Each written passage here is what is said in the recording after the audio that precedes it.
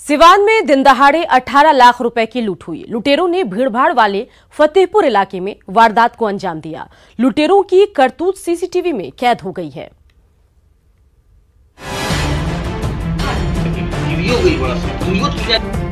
तेज रफ्तार से आती हुई एक मोटरसाइकिल अचानक स्लो हो गई। मोटरसाइकिल अभी ठीक से रुकी भी नहीं कि उस पर सवार तीनों युवकों ने अफरा तफरी में छलांग लगा दी और तेजी से दौड़ने लगे।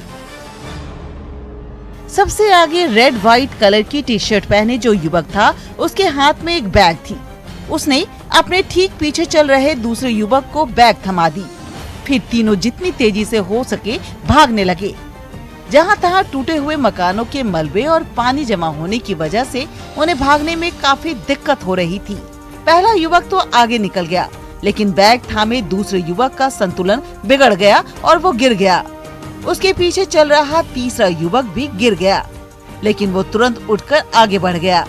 बैग थामे दूसरा युवक दूसरी बार फिर तीसरी बार गिरा, लेकिन वो रुकना जैसे उसके लिए कोई बड़ा गुनाह हो। वो जैसे तैसे आगे बढ़ता ही रहा। किसी तरह तीनों पानी पार कर कैमरे की नजर से ओझल हो गए।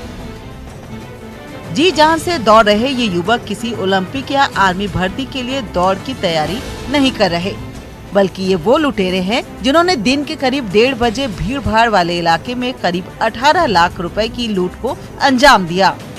कंपनी का कर्मचारी दुकान से कलेक्शन के बाद बैंक में रुपए जमा करने जा रहा था। इसी दौरान बाइक पर सवार 3 अपराधियों ने उसे रोका और रुपए से भरा बैग छीन लिया। लूट की तस्वीरें सीसीटीवी में कैद हो गई है। दिन दहाड़े लूट की वारदात से इलाके में सनसनी फैल गई। सिवान में पिछले कुछ दिनों में कई वारदातें हुई हैं, जिसने पुलिस की कार्यशैली पर गंभीर सवाल खड़े कर दिए हैं। न्यूज़ 18 के लिए सिवान से मृत्युंजय कुमार की रिपोर्ट। नालंदा के दीपनगर में बीती देर रात हुई गोलीबारी की 2 घटनाओं में एक युवक की मौत हुई, जबकि एक लड़का घायल है। पहली घटना दीपनगर बाजार की है, जहां आपसी विवाद को लेकर गोलीबारी हुई, जिसमें एक लड़का गोली लगने से घायल है। बच्चे को इलाज के लिए सदर अस्पताल में भर्ती कराया गया। गोलीबारी की दूसरी घटना वियावानी गांव की है, जहां जमीन विवाद में एक युवक की घर में घुसकर गोली मारकर हत्या की गई। पुलिस गोलीबारी की घटनाओं की जांच कर रही है।